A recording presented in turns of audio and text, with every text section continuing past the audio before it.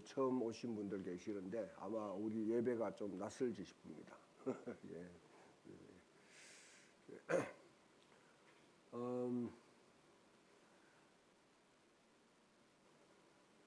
오늘 말씀에 보게 되면 우리가 이 야곱의 이야기, 또 예수님이 광야에서 물고기 2마리와 보리떡 5개로 5천 명을 먹인 사건, 또 바울이 이스라엘의 구원을 위해서 자기가 생명책에서 끊어질지라도 이스라엘 구원을 받기 원한다 하는 하나의 절규와 같은 그런 메시지를 우리가 읽을 수 있습니다. 우리 인생에 보게 되면 우리는 인생의 가장 깊은 밤, 때로는 황량한 그런 빈들과 같은 그런 상황에 우리가 놓일 수 있습니다. 근데 그때가 굉장히 어려운 시절이죠. 어려운 시절이고 정말 우리 자신들이 어떻게 할지 모르는 그런 시간들인데 그때 때로는 하나님의 음성을 들을 수 있는, 하나님을 만날 수 있는 그런 기회가 되기도 합니다. 인간은 누구나 결핍을 두려워 합니다. 손에 쥔 것이 없어질 때, 또 기댈 곳이 하나도 사라질 때 우리는 불안해할 수밖에 없습니다. 오늘 성서전과는 이러한 무력하다고 느끼는 그런 순간에 하나님 집요한 그런 은혜와 기적을 갈망하는 그런 신비의 자리가 된다고 우리에게 그렇게 가르쳐 주고 있습니다. 오늘 본문을 우리 읽어보면 앞에서 우리 또 시편 17편 강독에서 한 것을 보게 되면 특히 이 창세기 말씀에 우리 야곱을 한번 생각해 봅시다. 야곱은 평생 동안 움켜쥐려고 했던 사람입니다. 손에 자기가 장악해야지 속이 시원한 사람이었어요. 그러니까 아예 태어날 때부터 형의 발꿈치를 움켜쥐었다. 그래서 그게 야곱이죠, 야곱. 또한 뭐냐면 형이 가지고 있는 장자권을 움켜쥐기 위해서 엄마와 공모해가지고 수단과 방법을 가리지 않고 일단 장자권을 자기가 빼앗습니다. 그것 때문에 결국은 형한테 미움을 받아가지고 뭐냐면 또 20년간의 유랑 생활을 하게 돼요. 거기 가서도 버릇을 못 고칩니다. 거기서도 라반의 집에서 외삼촌의 그런 제사를 움켜쥐는. 결국 여러분 사기 구단끼리의 대결에서 야곱은 이기는 거죠. 이기고 두 때나 이루어가지고 이제 오는 곳이 바로 오늘 우리가 야복강변 이 브넬이라는 곳입니다.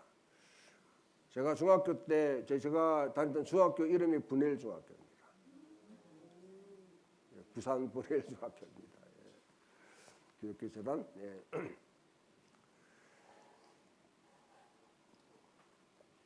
움켜쥐려고 했는 그 모든 것 가운데 근데 딱 마지막 한 순간에 이제 아버지 집에 돌아가는 길에 에서가 딱 버티고 있는 거죠. 400명의 군사를 데리고 그래 와라 하고 지금 이제 마지막 에서를 만나야 되는 이걸 넘어서야지 자기가 이때까지 참 노력했던 것, 추구했던 것, 쌓아 올렸던 것을 이제는 다 가질 수 있는데 이게 가장 큰 높은 산이죠. 그러니까 모든 여러분 짐을 다 이렇게 하여튼 그것도 지혜롭게 끝까지 하여튼 술술을 부립니다. 두 때나 이렇게 분리하고 가족들을 먼저 보내고 마지막 홀로 남아가지고 야복강강에서 거기서 이 밤새도록 기도하는 것이죠. 그 기도하는 그 순간 저는 그거 보게 되면 야곱은 좀 우리가 보게 되면 정말 지렁이 같은 너 야곱아 그렇게 했듯이 인간적으로는 그렇게 매력적이지 않습니다. 그렇죠? 그러나 은혜를 사모한 사람, 축복을 사모한 사람이었어요. 그것을 끝까지 붙들려고 한 사람이에요. 그것을 놓치면 자기 끝난다고 생각했던. 그래도 하나님의 은혜 안에 머물러 있는 사람이죠. 머물러. 예. 그러니까 그 가운데서 결국은 우리가 때로는 기복신앙이라는 걸 갖다 굉장히 좀 안 좋게 보지만은, 그러나 좀 한편으로 보면 너무 기복신앙에 대해서 우리가 뭔가 그 하면 속물인간처럼 느끼는데, 근데 사실 다 복을 바라잖아요. 바라잖아요. 그런 인간이 가지고 있는 솔직한 심정입니다. 예. 그것마저 버려서는 그 기복신앙을 버린다고 내가 축복을 구하는 마음조차도 안 가지면 안 되죠. 세상 사람들이 말하는 그런 축복은 우리가 속물인간처럼 그것을 추구하며 살아간 것이 우리 신앙인의 자세는 아니지만, 그러나 하나님으로부터 오는 은혜, 하나님이 주시는 그 축복, 그거는 우리가 누리려고 해야 되는 것이죠. 그게 대한 갈망이. 오늘 보면 한편으로는 너무 이것에 대해서 우리가 비판하면서 다른 한편으로 보게 되면 축복에 대한 갈망 자체가 사라져 버렸어요. 그거 하면 뭔가 좀 속물인간처럼 보이고 뭔가 좀 이렇게 굉장히 세속적인 그런 상황을 보이는데, 그게 우리 속에 있는 하나의 뭐냐면 또 한쪽 방에 너무 치우치다 보면 다른 방향으로 가다 보니까 다른 극단으로 가는 그런 어려움이 있는데, 야곱은 그래도 축복을 부여잡으려고 했던 사람, 움켜쥐려고 했던 사람이죠. 그래 기도하는데 결국 거기에 누가 이제 하나님이 보낸 사람인지 이게 하나님인지 그건 학자마다 다 다릅니다. 그건 여러분 뭐 학자마다는 다 생각이 다 그거는 자유로워요. 이때가 엑스사에서 아무튼 그와 더불어 씨름한단 말이에요. 씨름. 예. 밤새도록 씨름하는데 안 놓는 거죠. 예. 그러니까 이제 낮이 돼 가지고 어떻게 합니까? 가려고 하는데 날이 새니까 가려고 하는데 결국 거기서 나를 보내도 이렇게 하니까 축복하지 않으면 나 못 가겠어, 못 보내줍니다 하니까 환도뼈를 쳤다. 이 환도뼈는 여러분이 우리 몸에 가장 중추가 되는 바로 그걸 쳐버렸어요. 그래도 안 놓는단 말이죠. 응? 네 이름이 뭐냐 하니까 나 야곱입니다. 그 말은 나는 속이는 자입니다. 나는 남의 것을 움켜쥐는 자입니다. 하고 그와 같이 했을 때 이제 네 이름을 야곱이라 하지 말고 이스라엘 하라. 그렇게 해서 결국 거기서 그러니까 야곱이 물어요. 당신의 이름은 무엇입니까? 성경에 보면 여러분 하나님의 이름을 묻는 그런 어떤 사건들이 한 세 번 등장하는데, 모세가 가시떨기에서 당신의 이름이 무엇입니까? 그렇게 했죠. 여기 야곱이 또 이와 같이 당신의 이름이 무엇입니까? 그 다음에 삼손의 아버지 마노아가 삼손의 기드온의 아버지인가? 예. 그 부르짖을 때 당신의 이름, 하나님 만나고 당신의 이름 무엇입니까? 했을 때 이름은 절대로 가르쳐 주지 않죠. 왜 그런 줄 아시냐? 왜 그럴까요? 이름이 없었어. 예. 일단 우리 누구의 이름을 지는다는 것을 규정하는 거예요. 왜 규정하느냐? 내가 인지하고 파악하고 그 한 단계 더 나가게 되면 이게 이제 근동 문화에서 나오는 이야기예요. 그것을 장악하려고 하는 거죠. 조종할 수 있는 존재로 만들려고 하는 거죠. 이거는 여러분 근동의 이집트나 아니면 메소포타미아의 다른 고대 문헌에 보게 되면 이제 이런 게 등장합니다. 이름을 알고 이름을 알면 그 신을 조종할 수 있다. 우리가 하나님은 규정될 수 없는 분이다. 정의될 수 없는 분이다. 오늘 우리 여러분 이와 같이 신조에서 뭐 고백하고 또 뭐냐면 다른 신앙 고백에서 하나님 누군가 계속 이렇게 뭐냐면 아주 특히 웨스트민스터 신앙 고백서 같은 경우에는 엄청나게 여러분 이 추상적이고 철학적인 용어로 다 정해놨지만은 그러나 그 정의의 틀에 하나님은 마치 살아있는 하나님께서 인간이 만든 틀에 맞을 수가 없는 거죠. 인간을 여러분 어떤 틀에 하나님을 인간의 틀에 갖추려고 하는 자체가 그 자체가 신성모독입니다. 하나님은 절대로 우리 인간의 틀 속에 갇혀 있는 분이 아니다. 아무튼 그 가운데서 하나님 내 왜 이름을 이렇게 묻느냐 이러고 축복하고 떠나다. 매일매일 삶 가운데 우리가 하나님을 만나야 합니다. 어떤 상황에서 만납니까? 때로는 편하고 기쁠 때는 사실 만날 여유가 없어요. 때로 공공해질 때, 결핍에 직면했을 때, 강야와 같은 그런 삶, 때로는 여러분 깊은 야복강 같은 이런 깊은 밤 속에 있을 때, 그때 우리는 우리의 결핍을 경험하고 우리 불안, 우리 여러 가지 연약함을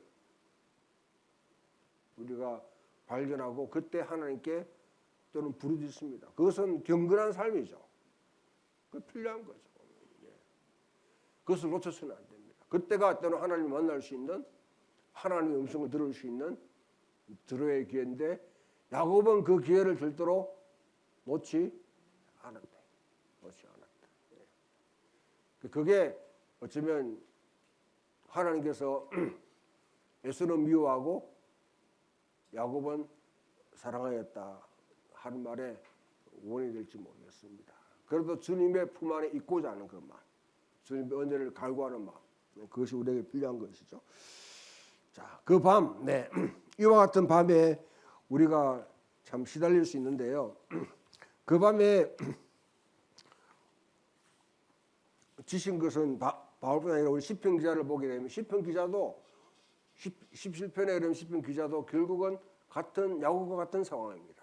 이것은 다윗의 시지만은 원수들에게 둘러싸여 가지고 정말 자기 자신들이 어떻게 나갈 수 없는 그런 게 이거는 뭐냐면 다윗의 인생에서 아마 압살롬에게 반역을 당해가지고 쫓겨나는 그런 시절. 그 시절에 결국은 이 시의 끝자락에서는 나의 어려운 중에 주의 얼굴을 보리니 깰 때에 주의 형상으로 만족하리이다 하고 고백하는 것이죠. 이 야곱의 그런 처지와 이 시편 기자 특히 다윗의 입장이 같은 입장이 되게 됩니다. 자, 그 밤 이후로 여러분 지신 것은 야곱뿐만 아닙니다. 우리가 여러분 바울을 한번 생각해 보세요. 바울 위대한 선교사입니다. 교회를 세웠어요. 여러분 쭉 자기가 다메섹 도상에 예수를 만나고 난 뒤에 가면서 복음을 전하고 수많은 곳에 교회를 세우고 이제 마지막 여러분 자기가 딱 남은 것은 이제 로마로 가려고 하는 그런 상황 속에 이 로마서 편지를 쓰는데 바울에게는 자기가 선교지에서 계속 사역하면서 수많은 여러분 난관을 다 극복하면서 그렇게 하나님의 소명을 감당하는 사람이었지만 한 가지 풀리지 않는 문제가 있었어요. 자기 안질, 자기 연약함 이것도 아닙니다. 그거는요 얼마든지 바울이 자기가 포기했는 거죠. 포기했죠. 그 구할 때 네가 약할 때 강함이라 하는 응답받고 바울은 그것을 자기 품속에 안습니다. 연약함을 자기 품에 안고 갑니다. 그러나 자기가 이런 생명책에 자기의 이름이 지워진다 할지라도 결코 포기할 수 없는 게 있었어요. 그것이 뭐냐 자기 민족 이스라엘. 복음을 전하면 유대인들 이스라엘 사람들이 반응해야 되는데 오히려 이방인이 반응하는 거예요. 이방인이. 여러분 이 구약의 모든 여러분 그 예언서나 이렇게 보게 되면 1차적으로 이스라엘이 회복되고 이스라엘이 죽게 돌아오고 그로 인해 가지고 누가 돌아온다? 이방인들이 돌아오는 거죠. 그 이스라엘이 회복돼야지 이방인이 돌아오는 거예요. 그 사도행전 보게 되면 1장에 맨 처음에 했던 12사도들의 기둥을 세우는 것. 한 개 빠진 게 마띠아를 채우는 게 가장 우선적이었다 말이지. 예수님도 계속 사역하면서 뭡니까? 내가 이방인에게 사역하는 것이 이스라엘이 잃어버린 자를 찾으러 왔다. 구원은 유대인에서 난다 하면서 계속 예수님도 유대인 우선주의를 갖다 추구했어요. 그 당시 살았던 모든 사람들은 먼저 이스라엘이 다 대대적으로 회복하고 그래야 그 다음에는 이방인들이 도론도 소용했는데 바울이 그냥 사역하다 보니까 그게 아니야. 유대인들은 계속 뺏어가고 반대하는데 오히려 이방인들이 반응해가지고 이방인들을 채우려는 교회가 세우신단 말이죠. 그러니까 그게 바울에게는 너무너무 큰 두려움이었어요.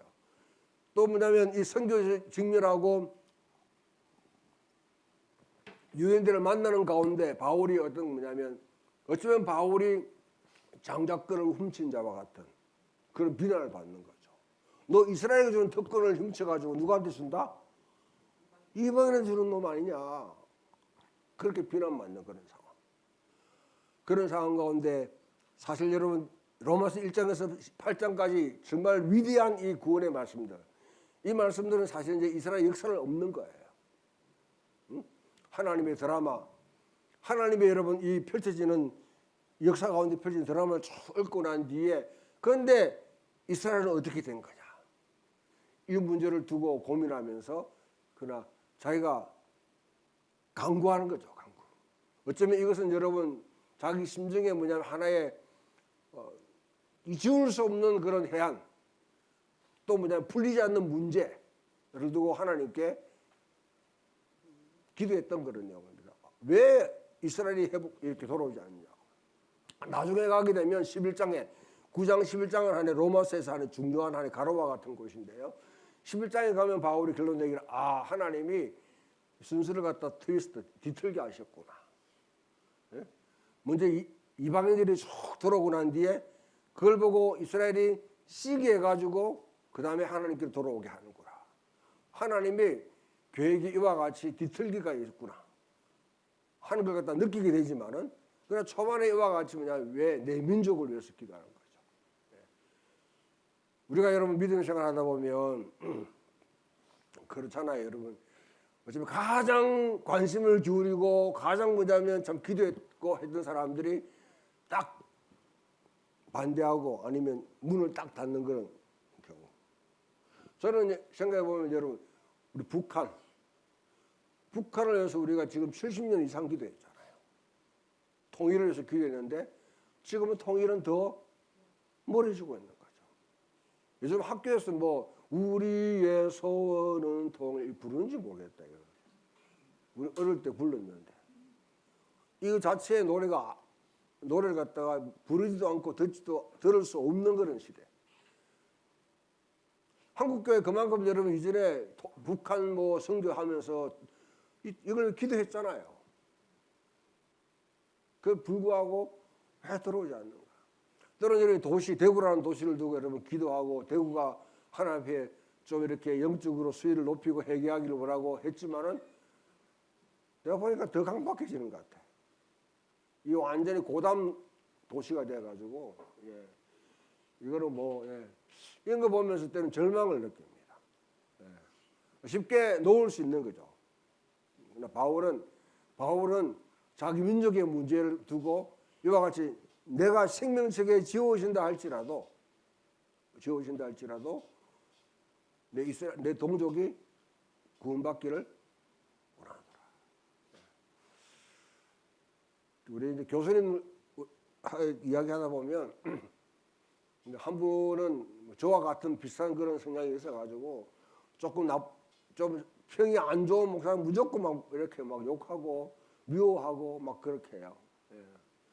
제가 아니 너무 그렇게 미워하고 이렇게 하면 저주하면 대화가 되냐고. 대화가 살아가면서 그래도 위에 품어야지. 그걸 근데 품어 그거는 뭐 버려야지 뭐 이렇게 해요. 저도 사실 비슷한 그런 게 있는데요. 있는데 안 된다고 때로는 여러분 거부한다고 포기할 수 없는 것들이 있죠. 내 가족들, 그죠? 내가 관계되어 있는 가족들 포기할 수 없잖아요. 내가 살고 있는 이런 도시나 내 민족에 대해서 내가 아무리 한국이 여러분 이와 같이 뭐 엉망진창이라 할지라도 이걸 지고 떠날 수는 없잖아요. 다른 이렇게 국적을 바꿀 수 없잖아요. 북한 어때요? 이제 여러분도 이제 지금 포기했나요 벌써?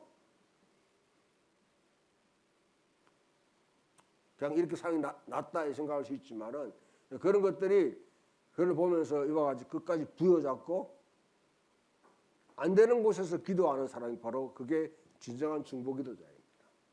안 되는. 자, 마지막 우리가 여러분 예수님께 이렇게 와 보면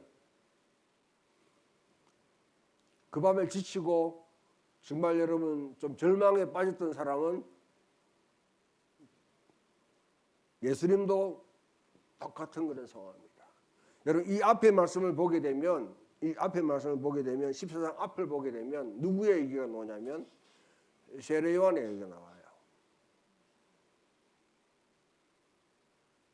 세례 요한은 예수님을 갖다가 이와 같이 바톤을 이어받아 가지고 예수님의 길을 인도하는 자다 하고 생각하지만은 사실 이 앞에 보게 되면 헤롯 안티파스가 누구? 세례 요한을 지금 채용하는 거예요, 채용. 자기 예수님이 살아있는 동안에서 자기 여러분 누구 사촌이 뭐냐면 이와 같이 참수를 당하는 여러분 이런 상황을 맞이하게 돼요.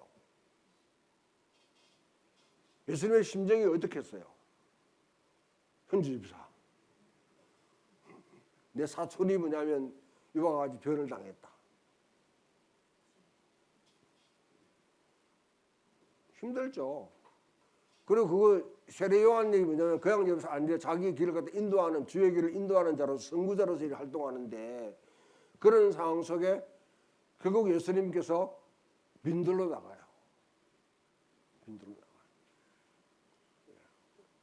절망에 부닥쳐 가지고 그와 같이 나갔다고 생각할 수도 있는 거죠.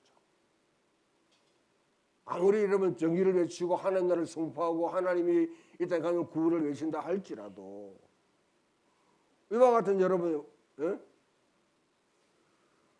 상황이 펼쳐졌을 때에 우리가 힘을 낼 수 있나? 예수님도 굉장히 지치는 것 같아요. 고난했던 것 같아요. 두려웠던 것 같아요. 여러분 뭐 예수님은 뭐 권력에 대해서 두려워하지 않고 막 무조건 여러분 못 먹어도 고 하듯이 막 다니신 분 아닙니다. 동교태와 같이 막 부닥치고 하신 분 아니에요. 예수님 사역도 이때부터 뭐냐 예수님의 사역은 절대 도시 사역을 하지 않습니다. 왜? 헤롯의 보안군들이 있는 곳에는 짭새들이 있는 곳에는 가난한 예수님이 안 가세요. 무모하게 그런 하다가 체포당하면 사역이 안 되잖아요. 그러니까 들로 가는 거잖아요. 시골로 가시고. 그 빈들에 갔는데 거기에 누가? 사람들이 쫙 몰려들어오는 거지. 5,000명이 몰려들어오는 거죠. 자, 아마 여러분 우리 산상수훈과 같은 그런 메시지를 통해서 예수님 막 전하면서 하는 날을 선포했는데 사람들이 막 반응하고 이와 같이 막 소문이 막 듣고 몰려들었단 말이죠. 그런데 지금 뭐냐면 이제는 저녁 때 가지고 이제 밥을 먹어야 되는 상황인데 밥 줄 게 없어. 시작할 준비 하나도 안 됐어요. 그러니까 어떻게 내가 뭐 줘라 이러니까 아니 무슨 말 합니까? 지금 가면 그가 사가 오기도 그렇고 지금 흩어져가 다 먹게 하는 게 낫다고 그렇게 했을 때에 너에게 있는 게 뭐냐? 결국 찾으니까 물고기 2마리하고 보리 5개를 가진 한 소년의 도시락이 도시락. 자, 이걸 갖다 받았을 때 예수님께서 어떻게 합니까? 왜 이거밖에 없냐? 하고 따지지 않았어요. 그죠? 하나님의 능력이 드러나는 것은요, 자원이 얼마큼 풍부하고 얼마큼 많느냐에 달려있지 않다는 것이죠. 한 소년에 여러분 보리떡 5개와 물고기 2마리는 언제든지 동원할 수 있는 그런 자원이고 그건 누구 나눌 수 있는 자원이잖아요. 예수님 왜 이거밖에 확보하지 못하느냐 그렇게 호통치거나 하지 않았단 말이죠. 거기에 예수님께서 축복기도 하니까 나눠주니까 5,000명을 먹인 사건이 일어났다. 이걸 보고 여러분 이 근대성의 합리적인 사람들은 거짓말이야. 응? 무슨 말 그런 일이 있어 하면서 하겠지만은 근데 여러분 이 세상은 1+1은 2라는 공식으로 살아가는 사람들이 있고요. 그러나 1+1은 2 이상으로 하나님께서 이거는 1+1은 제로도 될 수 있고 1+1은 1이 될 수 있고 1+1은 X가 될 수 있는 하늘이 열려있는 사람이다. 세계관 자체가 하늘이 열려있는 사람은 이 자원의 빈곤함 속에 거기서 뭐냐면 절망하지 않는 거죠. 예수님 거기에 축복하여 5천 명을 먹였다. 이 사건은 사실 여러분 광야 이스라엘 백성들에게 하나님께서 만나와 몇 초를 먹인 그런 사건과 같은 비견되는 풍족한 양식으로 채우시는 하나님 나라가 오면 이런 것이다 하면서 보여주는 위대한 그런 표정이 됩니다만 그러나 우리도 한번 생각해 보면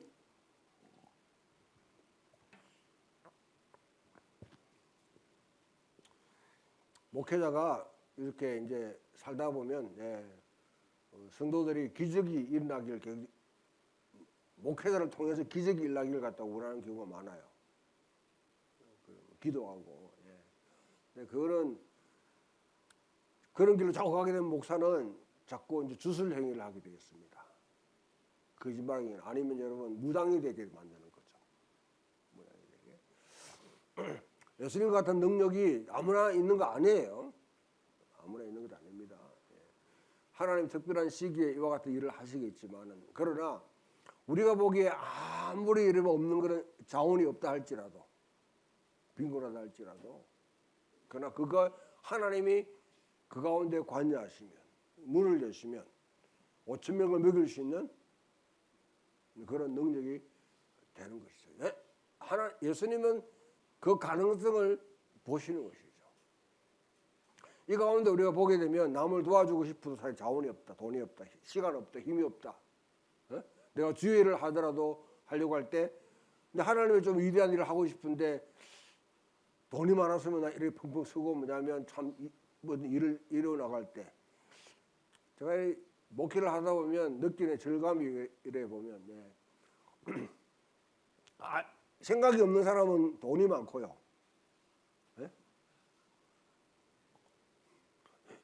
생각이 없는 사람은 돈이 많고 생각이 있는 사람은 아무것도 없어. 아이디어만 계속 내놔. 이 두 개를 갖다가 좀 이렇게 매치시킬 수 있는 중간에 있는 사람이 훌륭한 사람 같아요. 보면 그래서 하는 사람이 그걸 보면 김동호 목사님이 보면 좀 탁월한 재능인 것 같아요. 그러나 여러분 다 막 김동호 목사님 같은 분이 아니잖아요. 목회자가. 나 이것도 하고 싶고 저것도 하고 싶고 선교도 하고 싶고 뭐 이 땅에 부족한 것들 뭐 이런 거 하고 싶어 아무것도 없는 사람이 그런 꿈을 많이 꿔요. 보면 그렇다고 개꿈이라고 생각하지 마십시오. 야곱처럼 붙들고 하나님의 은혜를 붙들고 씨름하는 거죠.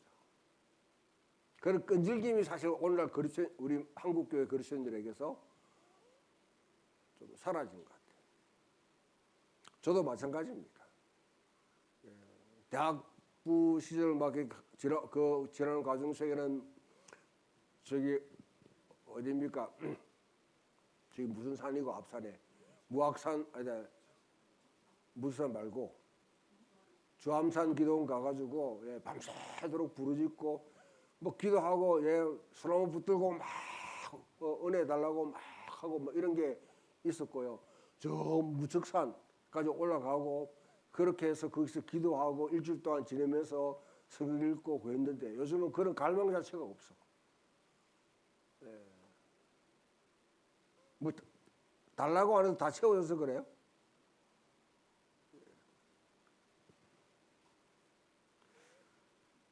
좀 이와 결핍의 자리, 또 우리가 굉장히 어려운 그런 자리에 있을 때에 우리가 지금 할 수 있는 일을 하는 것도 중요하지만은 그러나 이와 같이 간구하는, 기도하는 정말 절규하듯이 하는 걸 붙들고 내게 복을 주지 않으면 내가 놓지 않겠습니다 하는 이 마음, 이 심정, 이 심정이 지금 한국 교회에 참 언젠가는 이것들이 다 사그라들 거예요.